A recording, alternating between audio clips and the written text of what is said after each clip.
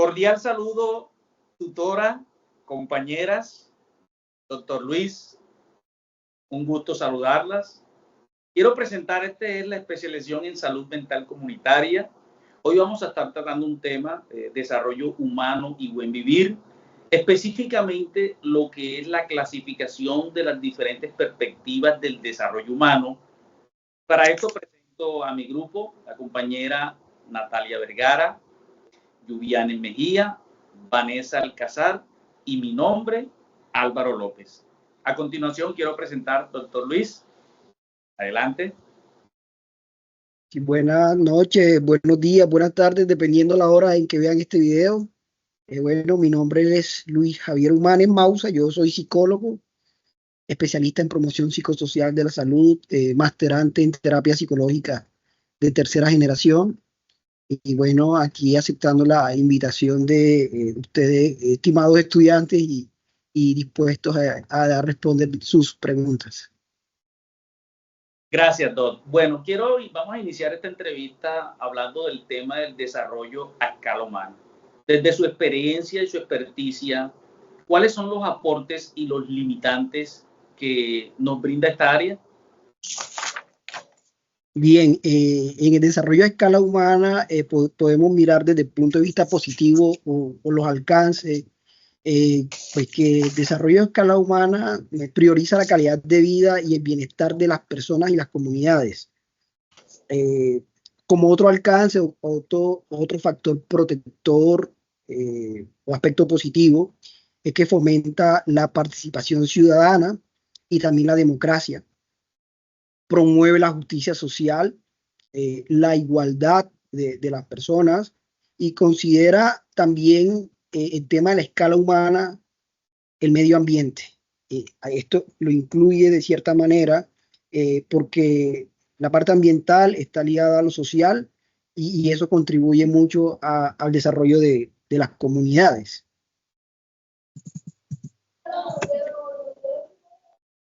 Muy bien, frente a las limitaciones podemos ver que de pronto, digamos que ese desarrollo a escala humana se queda corto en ciertos aspectos. Uno, que puede ser muy difícil medir y evaluar el progreso. Digamos, como estamos hablando a escala humana, estamos hablando de un desarrollo que es, digamos, de colectividades, que no es individual, sino que va de acuerdo a unas comunidades, a un pueblo. Es más difícil de medir, de hacer evaluación, de hacer seguimientos, de si eso efectivamente se está dando. Esto también implica como un limitante, es que requiere que hayan cambios culturales y significativamente políticos. Y entonces estamos hablando de dos factores que pues depende uno, la voluntad política de cada mandatario con la que viene, y el tema cultural, que es tan difícil modificar conducta desde lo cultural, ¿cierto? Porque cada uso y costumbre, cada idiosincrasia, incluso dentro de una misma comunidad, tiene diversas culturas. Podríamos decir o citar el departamento de Córdoba, está en pueblos que viven a orillas del río San Jorge y pueblos que viven a orillas del río Sinú. Si bien es cierto, viven bajo el mismo departamento, tenemos diferentes culturas, la idiosincrasia, la forma de hablar, el dialecto. Esto hace que ponerse de acuerdo en comunidades para que haya cambios donde hay diversas culturas, y más en Colombia, que Colombia es un país por ley pluriétnico y multicultural, donde habitan diferentes culturas, ¿no?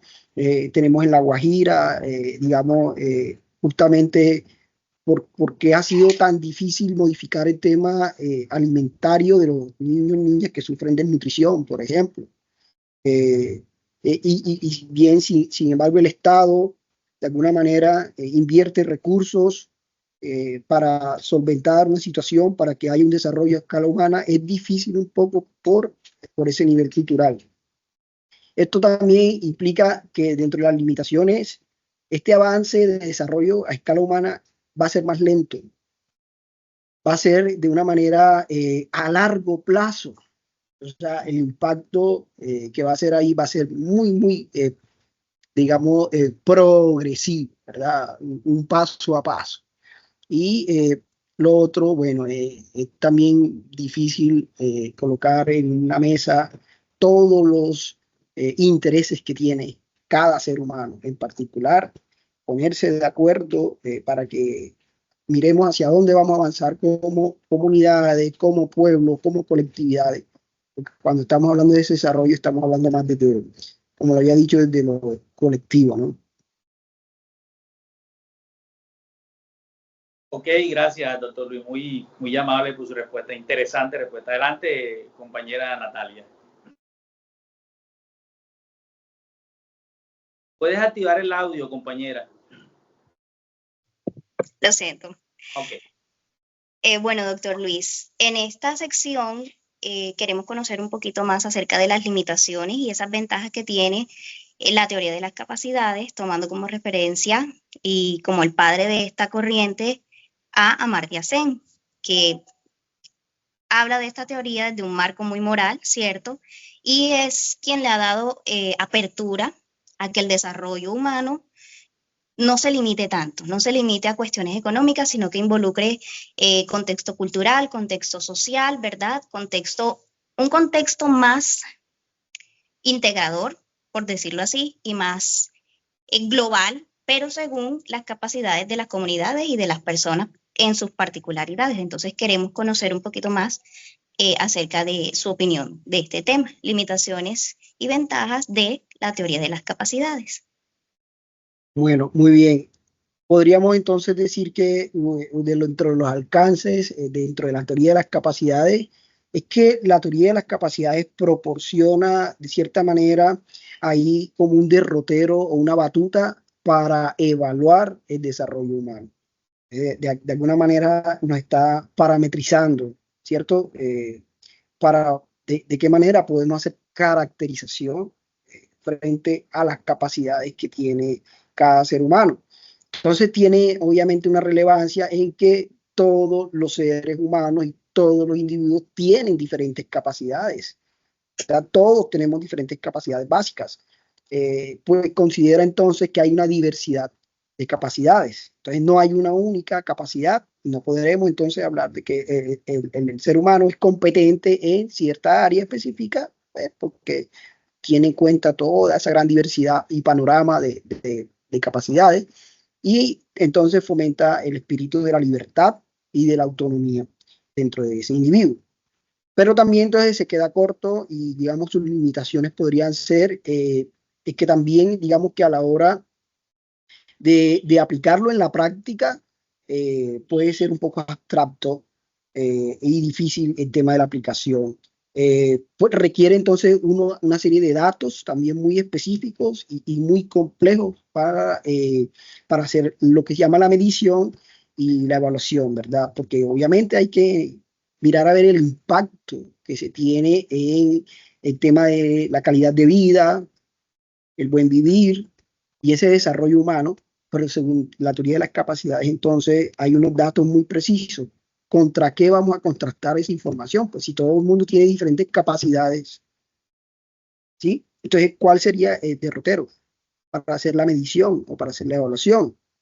Entonces, el tema de la medición ahí nos quedamos cortos y bueno, aquí considera el tema de las capacidades como es la inversión de los recursos económicos, también porque de pronto no lo tiene contemplado dentro de la teoría de las capacidades. Entonces, ese tema de los recursos o económicos o otro tipo de recursos que puedan surgir, si bien entonces las capacidades va inmersa en cada ser humano. Claro, claro. Y también, bueno, añadiendo a lo que usted ha dicho, como la medición sería un poco más cualitativa, ¿cierto? No es cuantitativa, no es fácil tener indicadores que vayan diciendo, bueno, sí vamos alcanzando estos objetivos, no vamos alcanzando estos objetivos, porque lo cualitativo no se puede medir de esa forma. Y sobre todo Exactamente.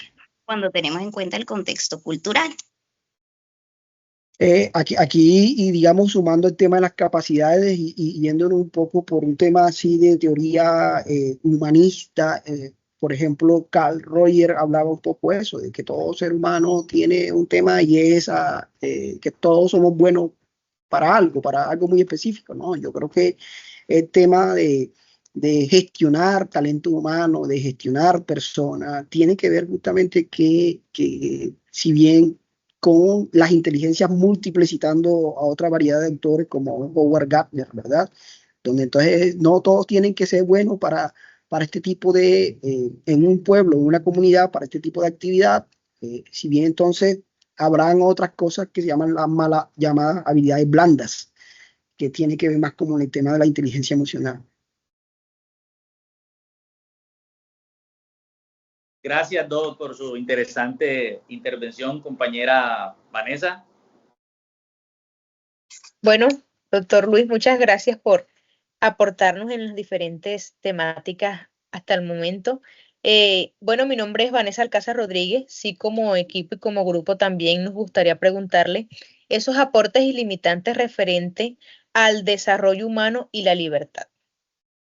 Bien, como hemos hablado un poco de desarrollo, eh, ya lo hemos tocado, voy a hablar más de la libertad, ¿verdad? Digamos entonces frente a los alcances de la libertad.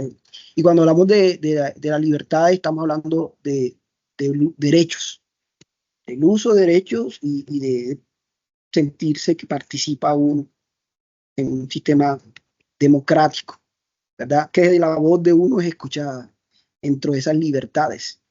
Entonces, digamos que los alcances frente a este tema de la libertad es que tiene que ver también justamente con la autonomía individual, pues lo que permite que el individuo tome decisiones. La toma de decisiones es un indicador para medir qué tan libre o digamos qué tanta libertad hay en un contexto específico. Entonces, esa autonomía individual y esa toma de decisiones, digamos que es un factor positivo, ¿no? Como un alcance. El tema de los desarrollos, de los derechos humanos y de los derechos internacionales, humanitarios también, que se tienen en cuenta justamente con la libertad a expresarme, la libertad de opinar, que dentro de cada estado, según la Carta Magna o la Constitución política que rige el tema de la libertad de expresión, no puede coartarse. Decía Víctor Frank, autor del tema de la logoterapia, ¿no? En El hombre en busca de sentido, que al hombre le pueden quitar todo. Digamos que él fue un sobreviviente de la Segunda Guerra Mundial, pero no le pueden quitar, que es lo que él le llamaba la última libertad. Es esa forma de cómo reaccionamos nosotros frente a cualquier situación en que estamos siendo expuestos. Independientemente de cuál sea esa situación, nosotros tenemos todavía algo que se llama, desde lo existencial, el libre albedrío, ¿no? Esa capacidad de elegir todavía de cuál va a ser mi comportamiento frente a X o Y situación. Entonces, eso tiene que ver mucho con ese desarrollo personal. Y bueno, y el tema de la participación política, y de elegir gobernantes y de elegir entonces los mandatarios en cada pueblo, eso es libertad. Bueno, hay otras restricciones, digamos que las limitaciones, y tiene que ver con el tema legal. Entonces, y eso me pone a pensar mucho en qué es legal y qué es ilegal. Y es cuando también nos vamos al concepto de normal y anormal. ¿Qué es normal y qué es anormal? ¿Quién define eso? ¿Quién lo establece? Entonces, está mediado por un tema normativo, por un tema de ley, por un tema legal, por un tema de restricciones legales, que de alguna manera también entonces lo que hace es coartar de cierta manera ese tema libertario. O bien si hay personas que son pues libre pensadoras en algunos países, pues son consideradas rebeldes, ¿verdad? O revolucionarios por ir y saltar lo que está establecido de lo legal. Esto quiere decir que entonces debe haber un marco de responsabilidad social, unas manuales de convivencia, unas convivencias muy mínimas que se deben de respetar y no transgredir las normas del otro para no cruzar a la libertad del otro. Y bueno, la otra, digamos que dificultad o limitación que puede haber sería el tema de las desigualdades frente a ese tema de la libertad. Entonces, si bien es cierto, todo el mundo tiene derecho, pero no todos van a estar siempre desde la equidad, ¿verdad? Desde la igualdad en esas mismas posiciones. Bueno, doctor, muchas gracias por esa perspectiva y ese punto de vista de usted, que el desarrollo humano, de hecho, se puede dar en diferentes contextos, pero sí influye a las políticas públicas, el tipo de cultura, tradición, usos y lenguas donde se vaya a trabajar. Entonces, eso sí hay que tenerlo muy en cuenta al momento de abordar el tema de libertad. Gracias. Sí, y precisamente frente al tema de intervenir psicosocialmente, de intervenir en el desarrollo de lo individual, desde lo comunitario o lo familiar, ¿no? Hay que tener en cuenta las necesidades, justamente de eso, los contextos para que esas intervenciones tengan un impacto positivo. Porque realmente cuando se trata de hacer políticas públicas o hacer intervenciones, muchas veces diagnósticos no tienen en cuenta las necesidades de los contextos donde están siendo intervenidos y por eso no resulta muchas veces todos los proyectos, los programas o las estrategias que se quieran hacer. Muy amable, doctor Luis, interesantes aportes a esta temática. Compañera Yuvianis, adelante. Hola, cordial saludo. Mi nombre es Yuvianis. El tema que yo les vengo a presentar más que todo es sobre el desarrollo económico, el desarrollo que digo ecológico. Sabemos que este desarrollo busca un equilibrio tanto en lo económico como el desarrollo sostenible del medio ambiente. Por eso queremos saber cuáles limitantes y cuáles aportes nos daría esta temática.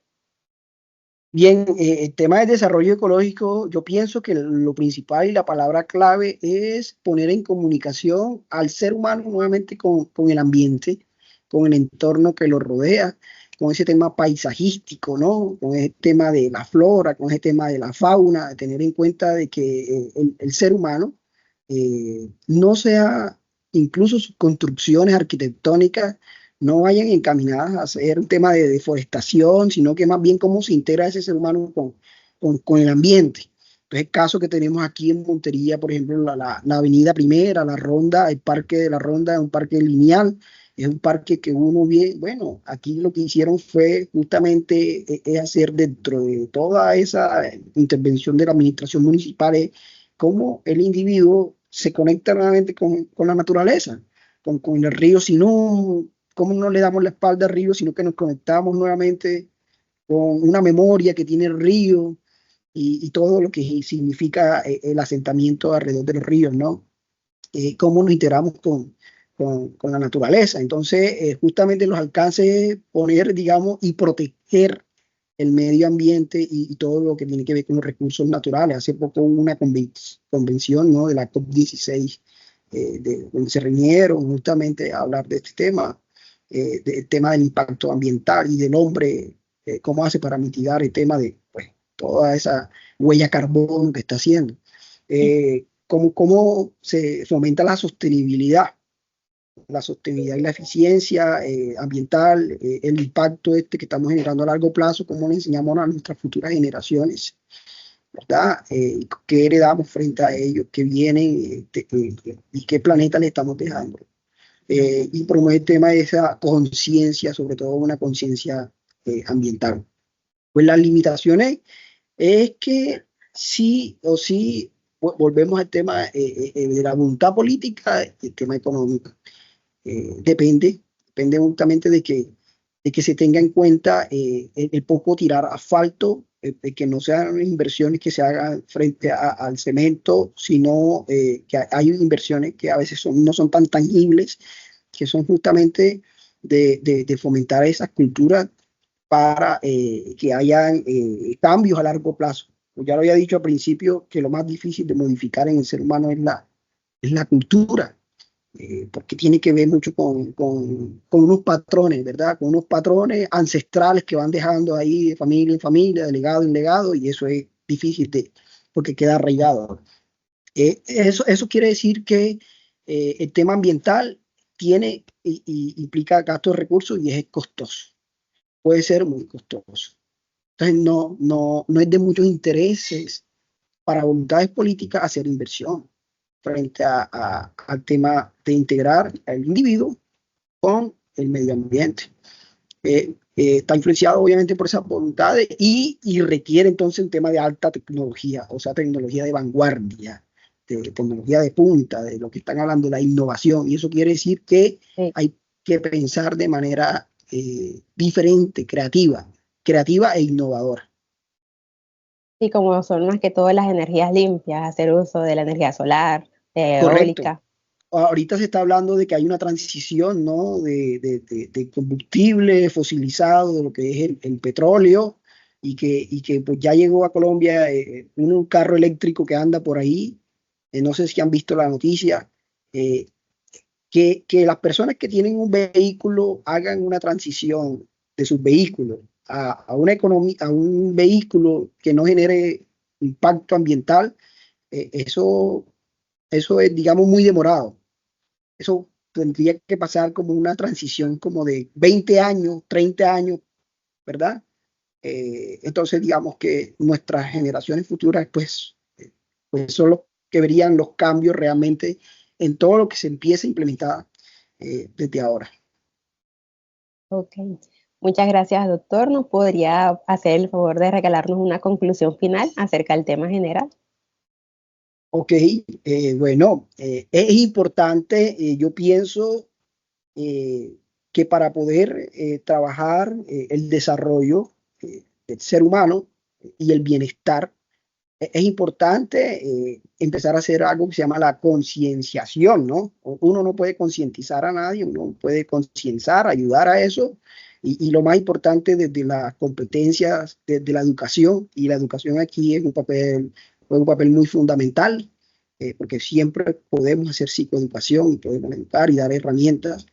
Lo importante dentro de estas competencias es el ser, la esencia de cada ser humano, ¿verdad? Luego de que pasamos a ese ser está desarrollado, ese ser va a adquirir una serie de conocimientos y es el saber. Esa serie de conocimientos que se adquieren es para poder yo ejecutarlo en una práctica, que es el hacer, ¿verdad? Y luego del ser, el saber y el hacer, tendrían otras competencias que serían el bien tener. Claro que sí, porque todo el mundo en su calidad de vida quiere poseer y quiere tener y quiere, obviamente, satisfacer sus necesidades básicas, ya, insatisfechas, ¿verdad? Para luego, después de todo esto, poder estar bien. Es decir, si le anteponemos al ser la palabra bien, sería bien ser, para luego bien saber, para luego bien hacer, para luego bien tener y por último bien estar. Y eso implica todo eso, calidad de vida y desarrollo humano.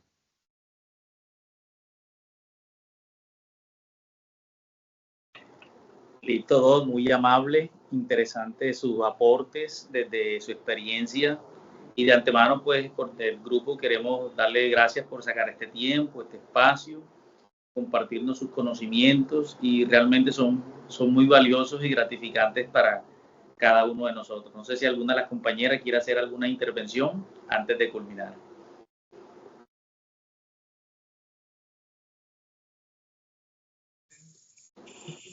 Bueno, a mí me gustaría también darles las gracias. En medio de las ocupaciones es muy grato que una persona con sus conocimientos, con su preparación, saque el tiempo para nosotros, para profundizar más nuestros conocimientos y afianzar lo que hemos estado haciendo. ¿Cómo decirlo? Se me va la palabra, perdón. Como direccionar más el proceso, ¿verdad? Y afianzar lo que hemos estado entendiendo y lo que hemos estado comprendiendo de todos estos temas acerca del desarrollo. Muchas gracias a ustedes por la invitación. Entonces, nada, aquí con gusto. Bueno, muy amable. Gracias. Bueno, saludos a todos. Gracias. Bye bye.